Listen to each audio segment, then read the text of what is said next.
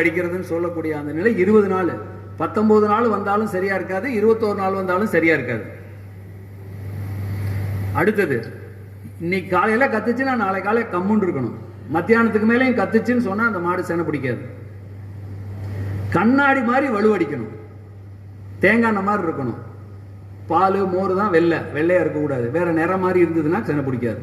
இது 3 சரியா இருந்தும் பிடிக்கலைன்னா ஒரு முறை காலைக்கு சேர்த்துறதோ சினை ஊசி போடுவதையோ நிறுத்தி அந்த அன்னைக்கு ஆரம்பிச்சு மொத்தம் 5 பொருள்.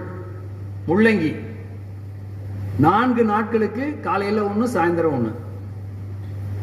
அடுத்த 4 நாட்களுக்கு சோற்றுக்கற்றாழை காலையில 1, சாயந்தரம் 1. 8 நாள் ஆச்சு. ஒரு நாளைக்கு ஒரு மூலிகை தான் 2 வேளை. 3வது முருங்கைத்தழை 4 கைப்பிடி எடுத்து நல்லா அரைச்சி நாட்டு சக்கரையில் பிசைஞ்சு நாக்கில் தடவி 4 நாட்களுக்கு 12 நாள் ஆச்சு.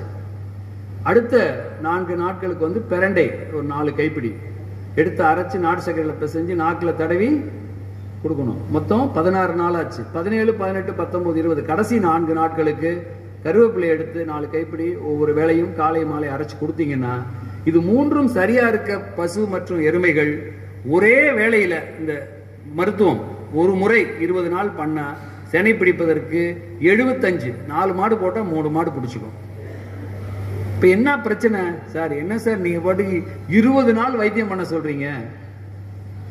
இங்க யாருங்க வந்திருக்கவங்க அந்த மாதிரி மருத்துவம் பண்ணி வெற்றி பெற்றவர்கள் கை தூக்குங்க. ஒரு 10 பேர் போட்டுருங்க, ஜோரா கை தட்டுங்க. அவங்களுக்கு கொடுமுடிக்கு பக்கத்துல ஒருத்தர் 20 எருமை வச்சிருந்தாரு. 10 எருமை செனை பிடிக்காம 4 வருஷம் ஆச்சு. சரி, இது என்னமோ வித்து போடலாம்னு நினைச்சுக்கிட்டு இருக்கப்போ லோடு எல்லாம் சொல்லி அனுப்புற நேரத்தில் ஏதோ வீடியோ பார்த்துருக்காரு. அப்புறம் என்ன தொடர்பு கொண்டு கேட்டாரு. இந்த மருத்துவம் சொன்னேன். ஒரு 3-4 மாதம் கழித்து நான் வேற ஒரு மாநிலத்தில் பயணத்தில் இருக்கிற 2-3 தடவை கூப்பிட்டாருன்னு எடுத்தேன். சார் தப்பா நினைச்சுக்காதீங்க, 7 மாடு சினையாகி 1.5 மாசம் ஆச்சு.